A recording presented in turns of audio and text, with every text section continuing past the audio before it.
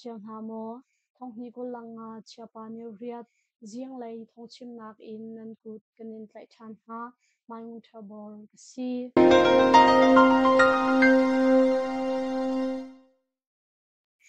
CNDF headquarter chu CNA ni an kaplau CNDF ni an zamtak ni asi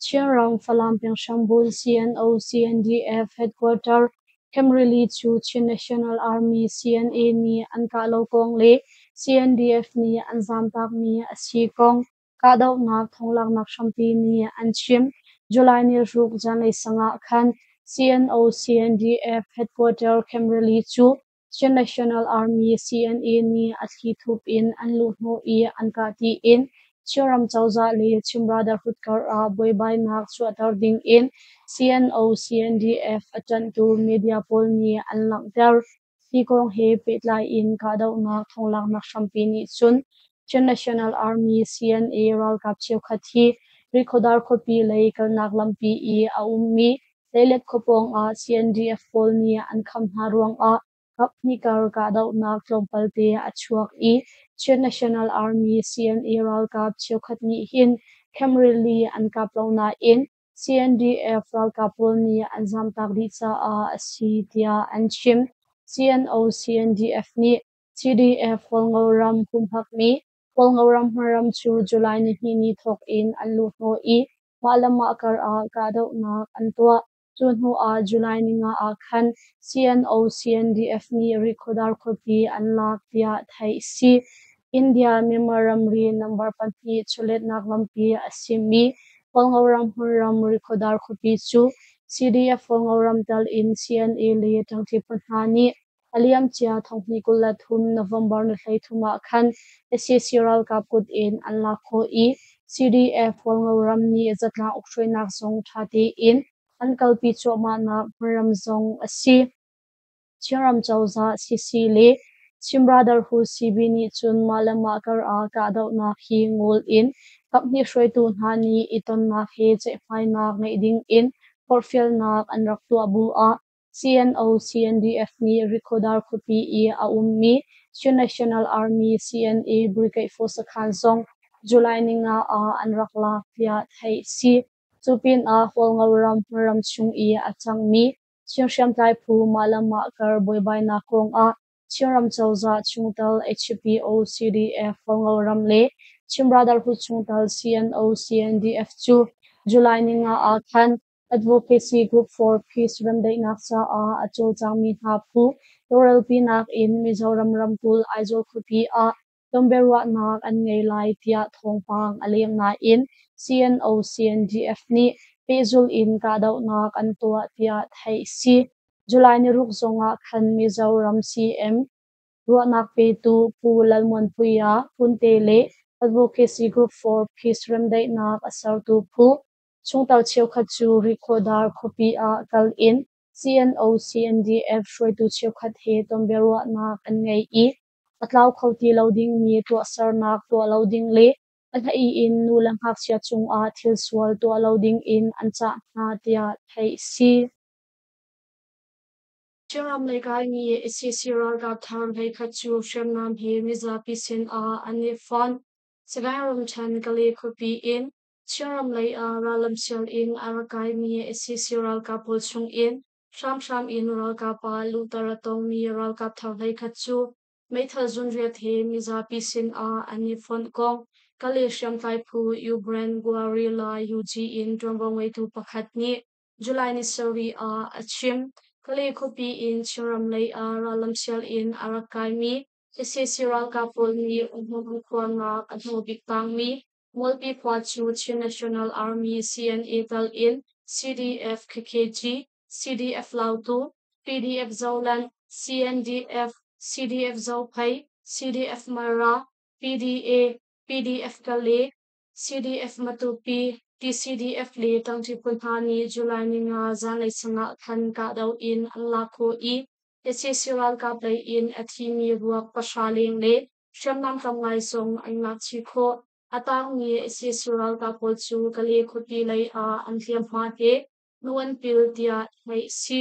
Juni somthuma than chiram lei ralam sial in akai ni si siral kapul chung in kal kap thar hai khachu me thazu riat he kalif sham tai phu u brand gwari lar UG sin ani phone atu bantuk in CDM atu ami pol hi laksong pe kan du hana in tangkal lai kan fampin lo ruang ni za ki ni nan huk nan rak sam chiam nak lai song kan in ngol kam ha si siral kap ni sham sham in nau andur lang mang ha riong Minong family Univargin affair Tim nak mun nan zam I dok thang nak sa nan ti ko nak lam chiao in nan ital chiao nak lai song kang info fiel du pa tia kali siyam tai pu Ukraine guari lar UG in tromba way tu pahat ni chun achim sabi sin afon ni si siral ka thar he khapi gin MA1 may thal zun ruk MA3 may thal zun ni kwan bom theng ali kwan fang zanga sumruk ni song ani puchi tia thai si Akha matupi lampi chu aro wai cha rikhiap yak ni moto polo ungkal reading in CDF matupi ni anthan chiram hakha matupi lampi chu fakai in wa pi surong ale tlang chung in atlami ti tamruang huntam ngai in arok I anrem leo asicha rikhiap yak ni moto polo ungkal reading in chiram chawza chungtal chimen different force matupi ni July ni ruksan chathan anchua phopia si bantuk in ruapi atam ngai cha ale tlangchung in atlami ti atam ngai ruang hakha matupi lampi chu huntam ngai in arok mi lampi pol chu kan rep cho maliao asi cha umnak mun lei I akir mi rasian ha tual chung thang chang nak cha rian tuan tu na NGO INGO pol le dak khing nak shan kai phun pha moto long kal kho aselai tia CDF matopi ni anglak der chu cha lampi kan rep chung chu July ni sawi ni thok in thong than nak dang aum han chung pau chu achung lai I kan lak tar mi pha da ti lo adang moto pol chu kal kho city lai lo tia chiram chawza chungtal chilen different force matopi ni anthat mi anlak der chiram chawza chungtal asimi chilen different force matopi brigade tu chu alon chia mini somthum ni khata khan chilen different force matopi CDF matopi ti in anmin anthan kong thai si CDF Palawani Malama Karboina Kong Katalai Lau Tia Chathan Anchua Chiram Palawa Pengchu Shambun in Padothan Naka Achol Changcho Mami Chilen Defense Force Palawani Chirsham Klai Malama Karboi Baina Kong Chun Kathak Lai Lau Tia July ni Saudi Chathan Anchua CDF Palawa Chu Essential Kap No Ngay Nakta Lau Asham in Bokding Memorandum chung adik ni Federal Democracy Phonglam achwa khonak ding cha ati in aliam chia thongni kulna khat April kulna viat rak dir mi pado khin nak sham tai phu pakhat asi chiram alwat khot nak ding chiram sarsiam nak ding le sham sham no ngai nak vial ti sho kho nak ding cha tin mi khat mi daw khan nak sham tai phun ha he pezul in kantang ti lai Atuliao I chiram achang cho mi pun khat unaw kar boy bai nak tisan ichwa nak mi hin chin mi pun kami fun tom kho nak ding lam a sho kho mi a si tia CDF palawani lang ter chu cha CDF palawa chu sham sham in no ngai nak ala tu essential kaple no ngai nak thalo via te hi pezu in kan dau lai pado than nak chan chung kun kong le hmaram kong we nak chun kaneta shum shum lai lau I khazang song kam te fun ha lai lau chun sham sham lai manama kar boy vai nak achwa tar tu zeban tu khung pan kan chaw hang lai lau tia chilen different force palawa ni anthan ni anlang ter New Delhi Myanmar Refugee le Afghanistan Refugee Fund ni UNHCR silik zunghai dulo nak lak ter India ram New Delhi kopi Ralzab in Adormi Myanmar Refugee le Afghanistan Refugee Fund ni UN kat le resettlement an mukho nak ding cha ati in dulo nak an lak ter tia thai si July ni seri jingle streamia lam pashatluk in Chiang Refugee Committee CRC Shrinak in New Delhi kopi aum ni Myanmar refugee le Afghanistan Refugee Fund ni Vikaspuri UNHCR le silik zunghai a daiti in dulovna kanlak pertia thei si atu bantuk in dulovna kanlak tarna ka depi in kan aupi mi chu razam ni UN kat le resettlement kan phokho nak ding cha a si dulovna lak tarna khi ni khatlong selai lo July ni riat ni thok in community dang I aum mi pengtlang pakhat a minung chu zati in kan ni khom thalai I kan pe zut lai jing lai swimia lam pasha in zan lai swimia lam panga tiang shong UN kat le resettlement kan hu ko han lo pe zut ding in tomba ngoi tu ni an kan chim tia Delhi kopi razam pakhat ni lungmali post a achim July ni seri ni a to mi du lo nak lak tar na ka chun refugee di lak in kalasi I zung le dor pol zong an khartaw di ha July ni riat ni thok in community tang I aum ni pengtlang chiao ni andu mi atin han lo tiang an pe zut lai tia thai si Chauchi peng siang ina SCC ni boman thak I haksia pahni dal in kol chumi parjuk anun na aliam paguram chan chauchi peng chung I aum ni filchon na siang in pakhat a SCC wal kap ni juan in zalekul bom an thak cha a haksia pahni dal in kol chumi parjuk anun na aliam I napoi liao mi nu pakhat dal in minung pathum ni hliam han tua tia Kolsumi ni July ni siri a anchim July ni nga zane swimia lam pangale songa a khan chauchi peng na tangkung tua a umhona kwa mi esisiral kapol ni tang chang pok kwa I aum mi filmchon nak siang in a drone in zalekul bom lungkhat an thak ruang a timmang tan sing kumsom duk fanga Nia Jimye kumsom bukpali, socho nine win kumsom thumpanga, ma nine u kumsom thum, socho nine two kumkhatle, samya kanchu kumrukti in rolchumi karuchu, makhate a anana kaliam I, nawa poi liao mi tuli se kumsom thum, lewin so kumsom thum kariat le, no hayan ning khan kumpura kumati in, minung pathum ni fiamhan tua tia hai si, Alwan chia July ni li chu swimia lam pakhat luk zong a chauchi peng kalai king kwan mi so min thwe kumpul chu SSRL kap ni arong lo in antai I an thari lo SSRL kapol ni nyaw le pin pen kom chung I awum ni khote ha a ni fatin shyaman an ka I Raushal mi an na kumpul zong an ka chi cha a swal na ngai lo to chung mi ha chu thin phang in an na tia Central Kien Uni July ni suri a anthan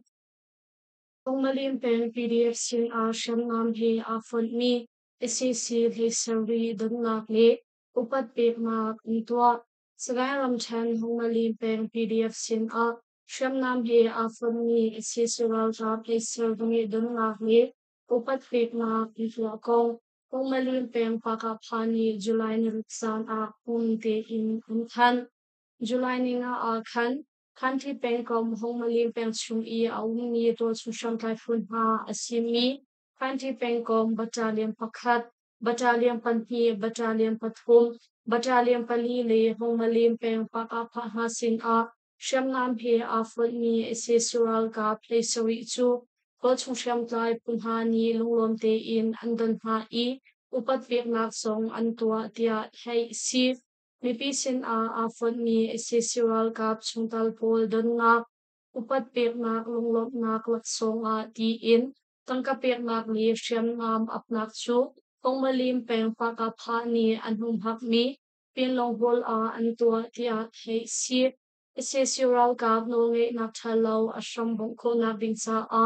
patang li mi SSRL kap li angkuta siyam tai pungha chu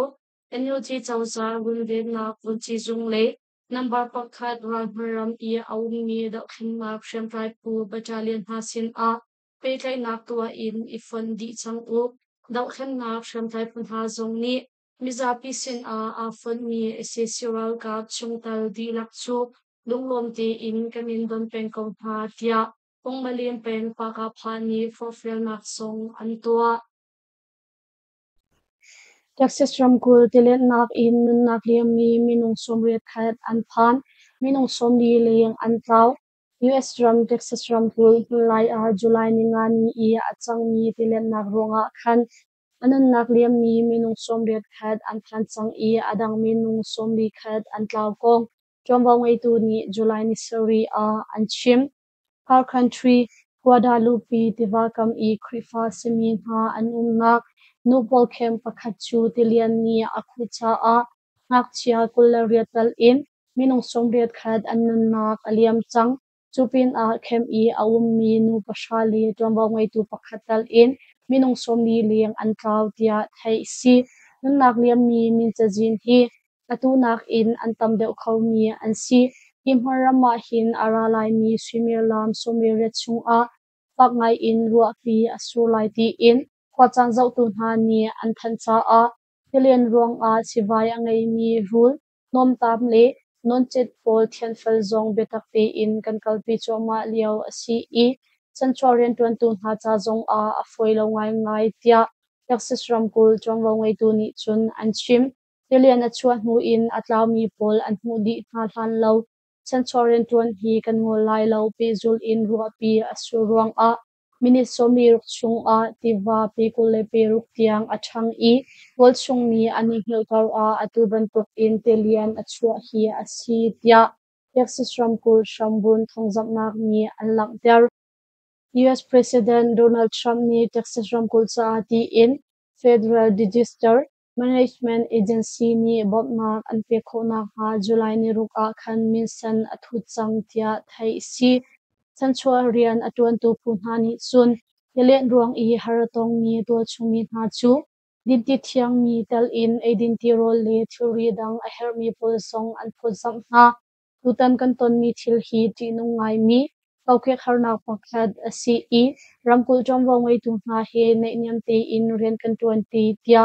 US President Donald Trump ni achim